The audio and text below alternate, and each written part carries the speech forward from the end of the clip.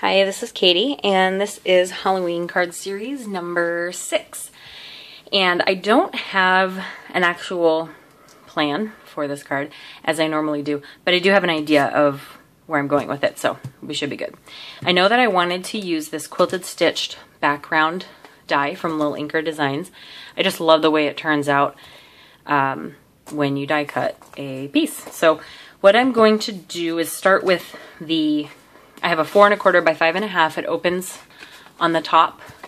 I'll start with that. I'm going to cut a piece of orange cardstock to that same size, and then I will put it through the die cut machine with that. So the first thing is to cut the piece.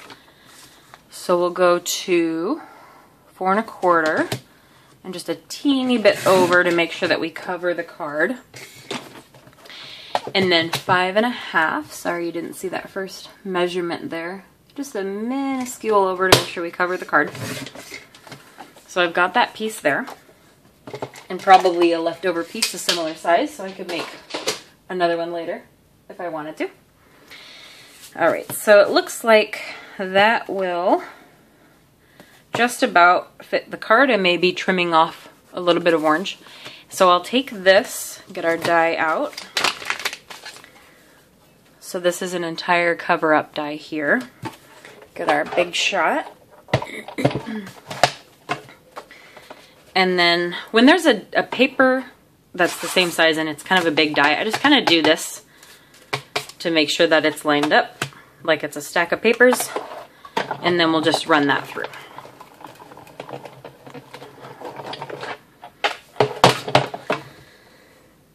And this is just one of those products where when I saw it used, I just knew that I absolutely had to have it. And I probably could say that about a lot of things, but I really don't.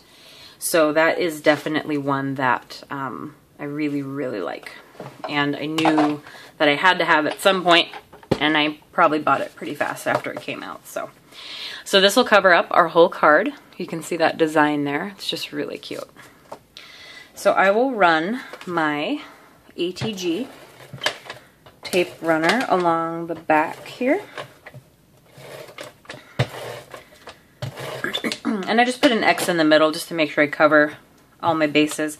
And if you want to get, a little closer to the edge, that's fine too. Sometimes I just want to make sure that it'll stick down on the edges and not peel up, especially if you're giving this to somebody. You want it to store okay as well. So you can either apply your glue or your tape runner to the card itself and then stick down the non-adhesive paper, or glue the paper and then stick it down. It just depends on what's easier for you to do. I think I will start in the upper left corner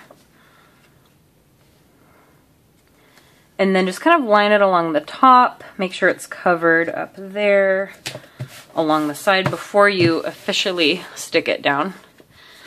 So we've got that, and there is kind of a strip here, so I'm going to go ahead and trim that off with my detail scissors, the Cutter Bee ones. And it's really easy if you just follow along the card. It kind of guides you. And then there's some on the very bottom edge as well.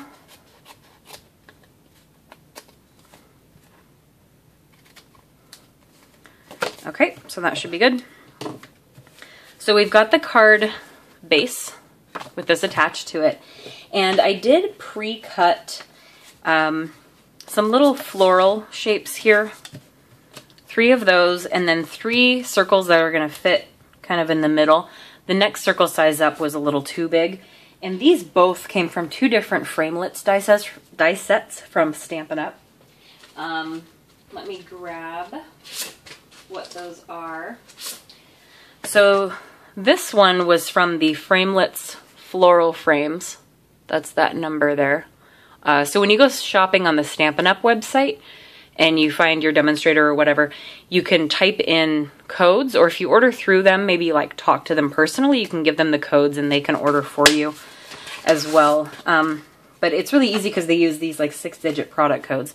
But these are all the shapes, so they're not actually all the same. The 2 biggest ones have little points on them, so those are really cute.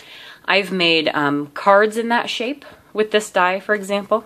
So I used this guy right here, the second biggest one, and the littlest one is an even different shape. I guess it's similar to these out here. So a couple different designs within that set.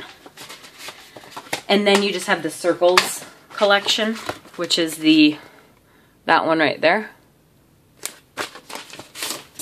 And that the biggest one has the scallop edge. And then I think I ended up using the second circle. So that's that set. So those are helpful when I don't want to dig through my circle punches and figure out what I've got. I can just kind of measure it that way. So I know that I wanted to take these three here. I'll set aside my card base for a little bit. I'm going to be stamping on these and off of them as well, so I want to cover that.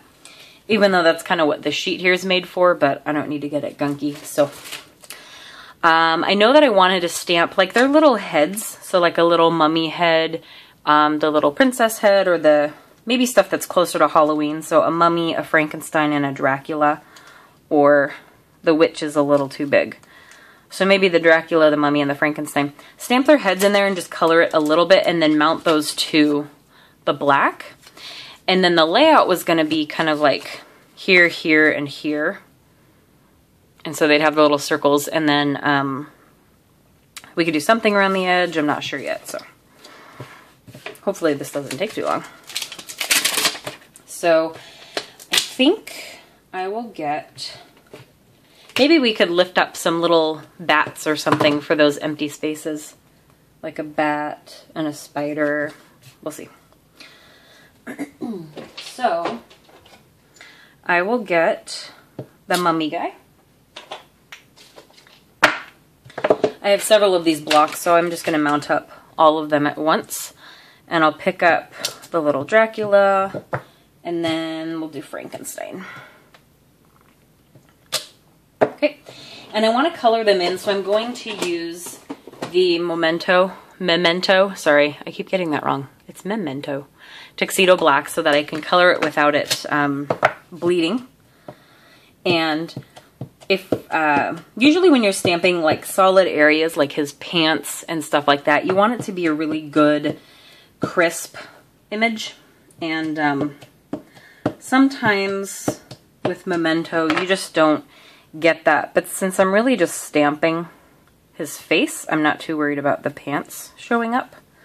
So we're going to have that instead, and that was off the edge. And then, and it got his collar okay, so that should be fine. Get my card base out of the way before I get ink on it. Then we'll stamp the little mummy dude. Usually that just falls off, which is fine. And then the Frankenstein head.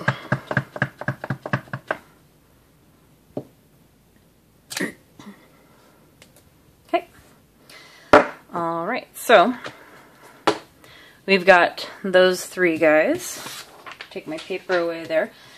And then I'll just find some colors that make these work. I'll probably zoom in a little bit just so we can see that a little better. Okay. Alright, and then, so for the little Frankenstein face, like I said, I use these like Crayolas. I'm not really good at blending or anything, so this is going to be pretty basic. Especially since I'm not editing this, and you're going to see me color all of this. I'm not putting it in fast motion or anything like that. You get to see everything. And I get to bore you with my coloring. So there's that. And so the one thing I did want to mention actually is that I do like Copics because you can essentially do shading and blending with one marker, which is really cool. It's not really the same with Crayola marker, for example, clearly, because those are not $6 a piece. But if you want something, you know, if I just want a darker shade of this green, I just color over it twice, and it just makes it a darker shade. It doesn't, like, extra saturate your paper. It doesn't blend weird. It actually just is a shade darker. So you can color it once and then do shading just because you're adding a second layer, basically. So that's what's really cool about those. So it kind of proves that you don't really have to have a lot of Copics. Have I mentioned enough that they're $6 a marker? Seriously, people. You don't want to know how many of these things I've bought. Probably shouldn't tell you. I have more than I need because I don't do blending. But the idea when you're blending, and I'm clearly not Copic certified, is that you get these codes on the markers, and I will show you. You get two that are close together in letter and number, and it's using the letters of the colors. So W, I want to say is white, but this is a dark gray, so I don't really understand that. I wonder if that'll focus. Autofocus, anybody? There we go. So W7, I want to say that's like white, but RV, like for a pink, I think this is one of those. RV04 is red and violet. I'm going to go ahead and assume I know what I'm talking about. So if you already have like an RV04, and I will assume that an RV05 exists, those would be very good to blend together, or even an RV04 and an RV07 or 08 would be close enough, and that's where people start blending and using techniques and things like that. And I probably have several matchups like that. I just don't use them a lot, and I probably should. So there's that. Mr. Frankenstein is going to get a purple vest here. And we'll need to color his bolts some sort of silver. And I can do, like these two purples is a V15 called Mallow. And then I'll just put these next to each other. Cannot hold anything. Okay. So we have a V15 and a BV04. I wonder if these will focus for you.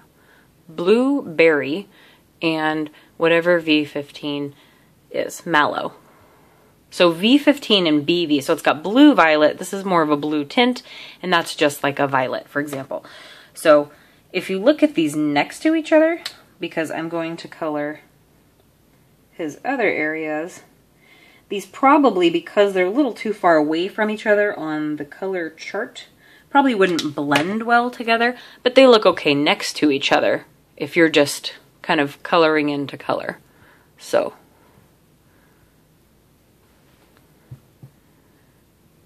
sorry, there we go. So just depends on what you want to do with it, or if you want to learn.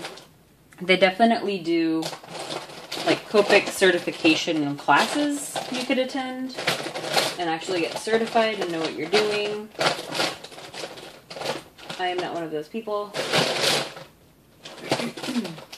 So then I have a different gray I'm going to use for his little bolts here. So he's ready to go. And then the one that I like using for, there's my Wink of Stella pen. It was in with my Copics. I'll probably use that on this card. Sorry. Okay. So the one that I like using for the mummy, I think was this one. Let me scribble on the back really quick. Yeah. It's the N1 neutral gray. I should probably stop wasting time trying to make stuff focus. I'll just color in like I've done before, kind of along the bottoms of the lines, just to give it some shading so it might still look white. And then I'll color his little face in too. So that doesn't have to be perfect. But got that. I will take the Fruit Pink E02 and just color where his eyes and his ears are showing. And then we have little Dracula. I've been coloring little Dracula brown lately, so we'll make him a little lighter on this one. Gotta be fair to everybody. Okay. I think Dracula wouldn't be that tan, actually. He'd probably be very pale. Oh well. So, then I'm going to color his hair I don't know, kind of a gray color.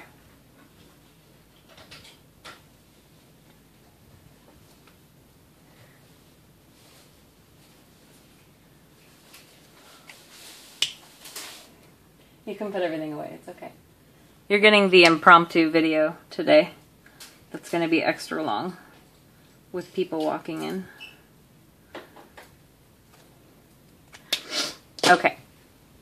So I wanted to drop all my markers, give him a purple vest, and then I'll give him a green shirt. Let's see.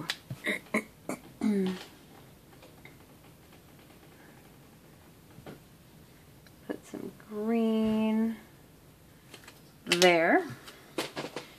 And then I think this background here is his cape, so we'll just do that purple as well. Okay, so we've got our 3 little guys colored in here. And then I'll attach these to the floral backgrounds. So I'll just use my tape gun. It's a little hard to use it on little tiny circles and things like that, but that's all right. And I'll center those.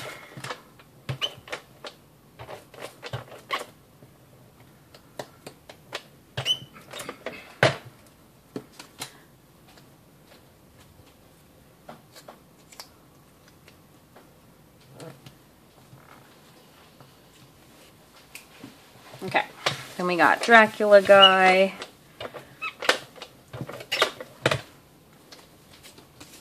And we'll center him on this one. Got some excess crumbs. Alright, so those guys are ready, and we can probably stick those on the card. And I'll raise those up on the foam tape here, so just depending, I think I'll separate the purple dudes and put Mummy Guy in the middle. I think I snuck a cat hair in there. Try and get that out of there. There we go. Alright. Okay, so stick some foam tape on the back of these. And I can just rip that. This is pretty easy to measure. Okay, so they're going to be about there. Do this one next.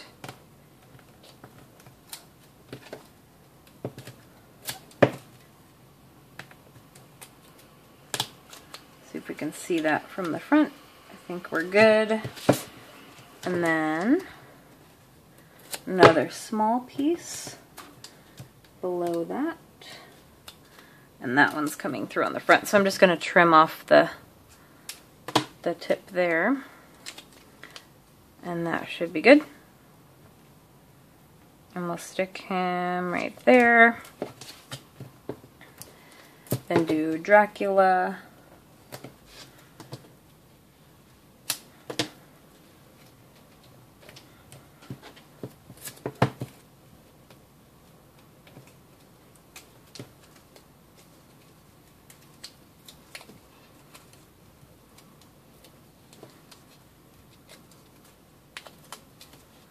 And then we'll get one more little piece for the end here. Okay. So then we'll stick down this one. So we've got our 3 guys on the quilted background there. And then with the Wink of Stella pen, you can, I think I'm overflowing a little bit on this. You don't want to squeeze too much out. It's really just you're painting glitter onto it. So I'm going to add some to just their, like the costume, but not his face on this one. And it's kind of hard to see the glitter on camera, but I'll try and show you. And I'll add it to his hair up here and his outfit. And it will also make the marker look a little bit darker as well.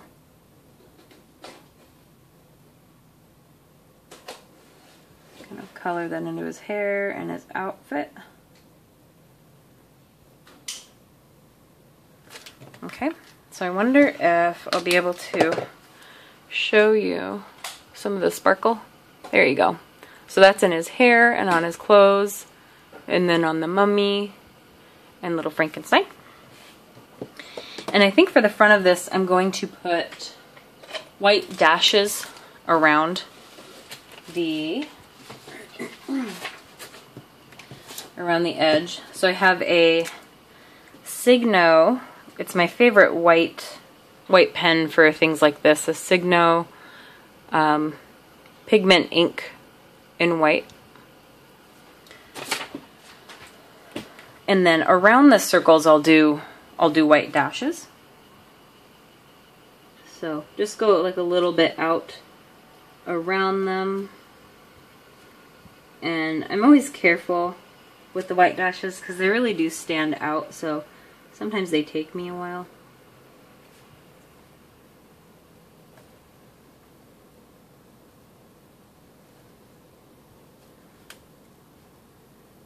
And it's kind of hard because you're trying to form a kind of a circle with them as well. So they're not necessarily straight lines, they're almost little curved dashes.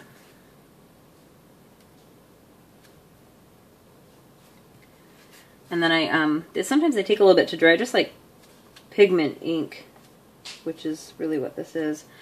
So I want to make sure I don't smear or put my hand on any of the other ones that I've just done. So this might be a little bit of a challenge. Then I'll do this one up here.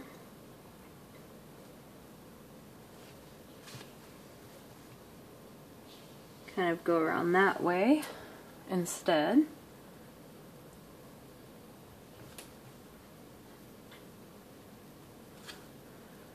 And then I'll finish off this way. So I'm not sure what else I want to add to the front of the card. I think I will wait if I think of something later, just for the sake of time at this point. I will pick one of these sentiments, or I also have the, let's see, where are they? The spooky sentiments from My Favorite Things. So I think that maybe this one, I really like that one again. Put that inside. Let's grab a block for that. Just so we have a sentiment on the inside. And then I want to use the VersaFine black or Onyx black ink, just because it's gonna make a lot bolder of a sentiment. And then I'll just try and put it in the, that's the top of the card. Try and put it in the center of the card. Holding down a card while you're trying to stamp on it is not very easy, but I will try. So I'll probably leave that open for a little bit and let that dry up, but that's the inside, because there really wasn't room for a sentiment on the outside, and it looks kind of cute as is there. So I will make that the card, and I'm not sure if I'll be adding anything to it, but I think the quilted look in the background gives it enough of a, I don't know, interesting piece, I guess.